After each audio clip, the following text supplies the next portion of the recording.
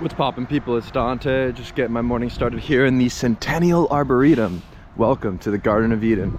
And so yeah, I'm just going for my morning walk, thinking today about solitude, discipline, and the art of photography. I think that in order to give birth to your inner creative genius, your inner creative spiritedness, one must embrace solitude. I think with this modern world, there's so many distractions.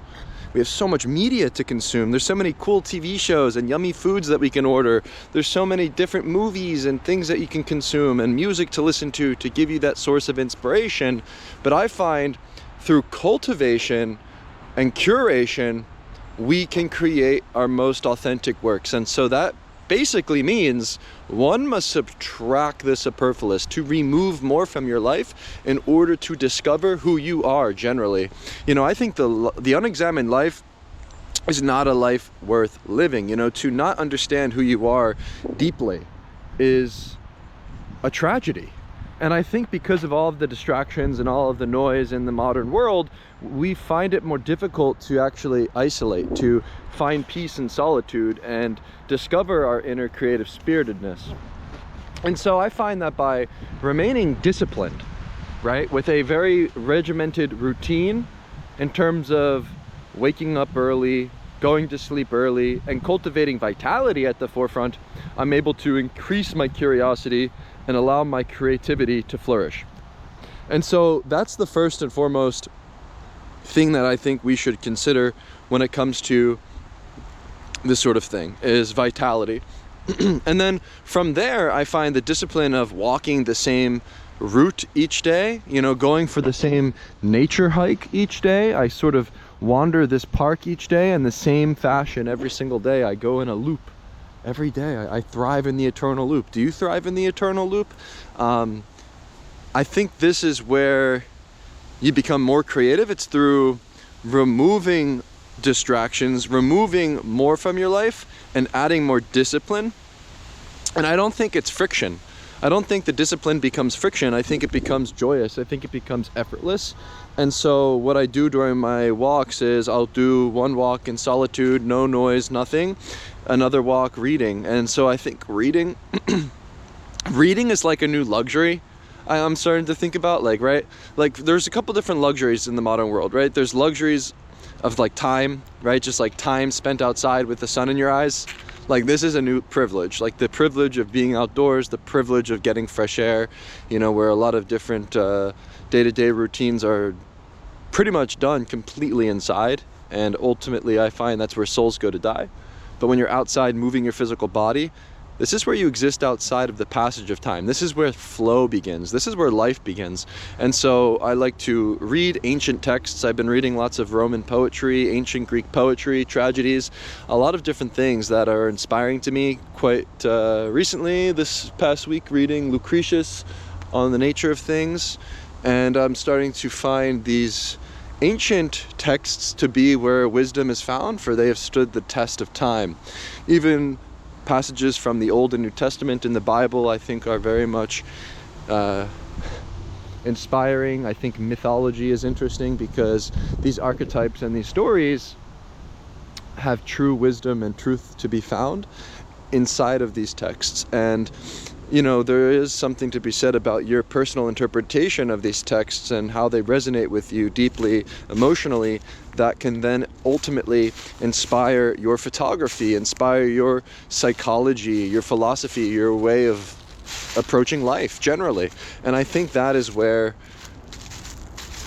we should derive our inspiration from as artists, is from ancient texts and the sort of ancient wisdom of stripping yourself bare in nature and solitude, and finding peace in the solitude, finding peace in the lack of distractions, in the silence.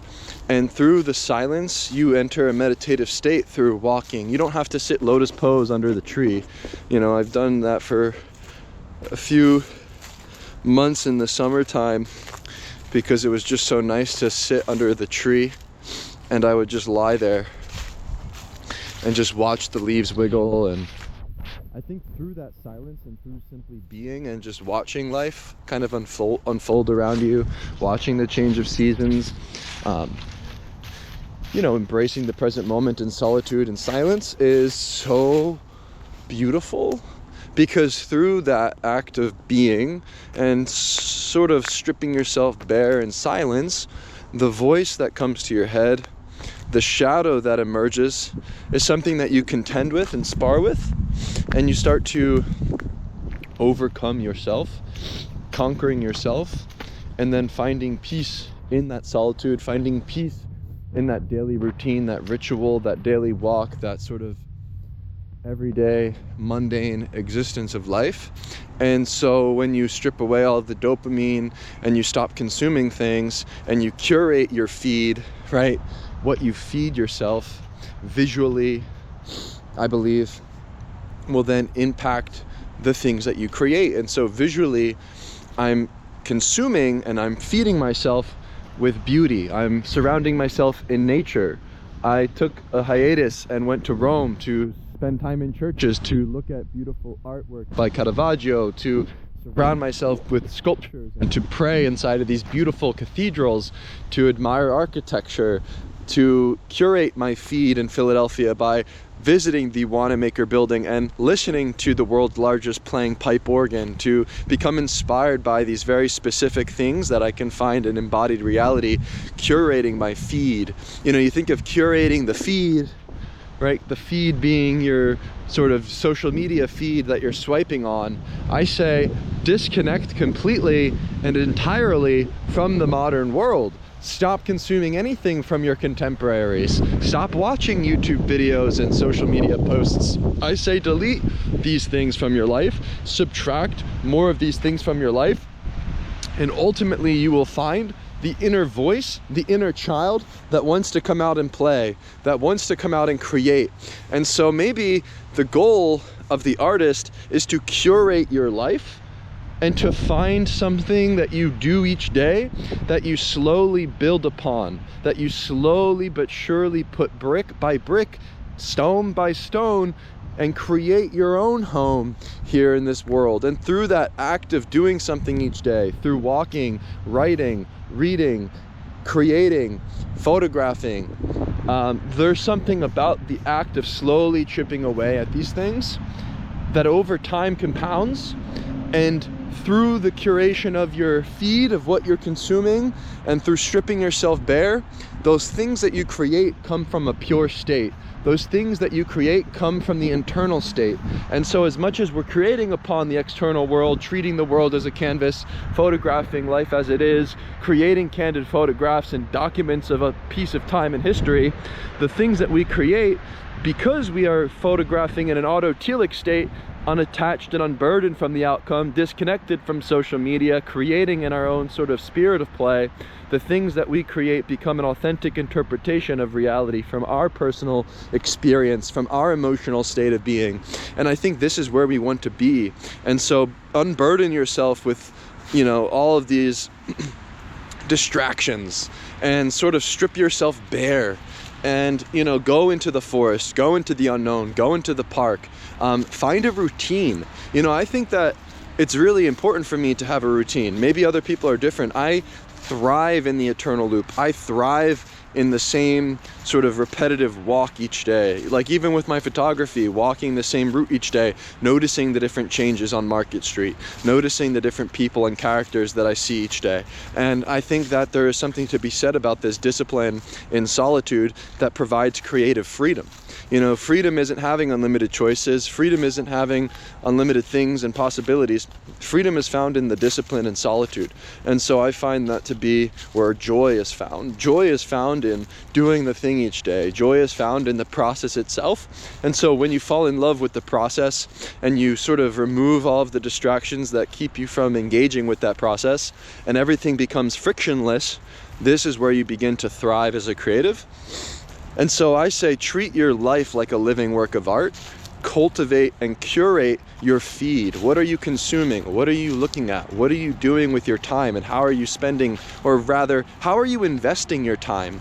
This modern world has us spending time all day, spending our time, but we should spend our time investing our time in books, investing our time in experiences, investing our time creating and, you know, limiting what we consume. And so when I limit the things that I consume and I return to nature and I strip myself bare, you know, what I find is the most mundane situations, the simplest things, the glimmer of the sunlight, the different patterns found in leaves and flowers and things, become the ultimate stimuli that have me endlessly inspired by life. And I just think it's such a beautiful thought, you know, the thought of the day: solitude, discipline. This is creative freedom. And by eliminating the noise, eliminating the distractions, the stimuli, when it's gone, right? Everything's so fresh and new again. You know, where each and every day it feels like it's just a brand new day of brand new opportunities. There's so much possibility. And, you know, you find that in solitude. You find that by removing yourself from the modern world in a way. Like, we don't hate society, we love society. I love humanity. I love going out into the streets and engaging with people. But I think there's just so much distractions. And so just think about that. Think about how you can sort of limit the distractions.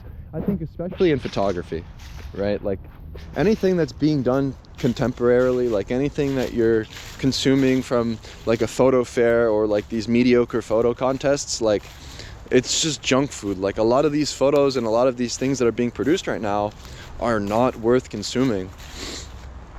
There really isn't much being produced in photography that's worth consuming, and I think art generally. But I think as we go into this decline and we have this age of the last man where we're just these ultimate like mediocre consumers, slowly after the decline we'll rise and give birth to the Ubermensch. We'll give birth to the new renaissance, the digital renaissance.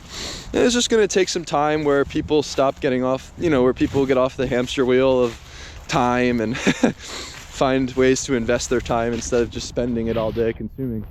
And then once that occurs and once people start to discover who they are, more artists will rise, more creativity will sort of thrive, and I think we'll have a return to beauty. But right now we're kind of living in this weird like decline, I think, but that's okay.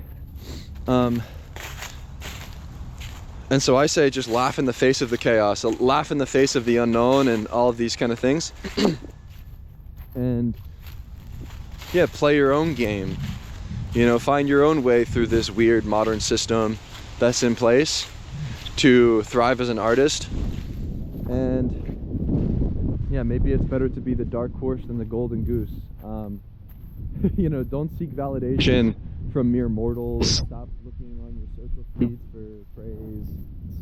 Like, this is all such a distraction. I mean, nobody cares, dude. Like, I just think that's so funny. Like, nobody cares about you. Nobody cares about your art. What are you gonna do about it? You know what I mean? Are you gonna thrive in the eternal loop of creation? Or are you gonna sit back and I need to be a sensation right now? You know, I need the praise right now. It's just so foolish. So yeah, I don't know. These thoughts come to me in the morning and I figured just turn the GoPro Mini on, 30 FPS, 1080p, upload it to my website at dantesisifo.com, link in the description of these posts, youtube.com/street photography. Yeah, I think that the goal is to curate the feed. What are you feeding your eyes, your ears? Are you surrounding yourself in beauty? Look at this tree I recovered. I shaped this and elevated it a year ago. This thing was dying. It's been like decades since it was shaped, and now you can see the trunk, you can see the shape. Yeah. Cultivate a life of beauty. Maximize beauty. Curate your feed. Subtract the superfluous. Thrive in solitude and discipline. That's where joy is found. Wow, that's a freaking leaf, man. Holy shit. Where did this one come from? This tree here?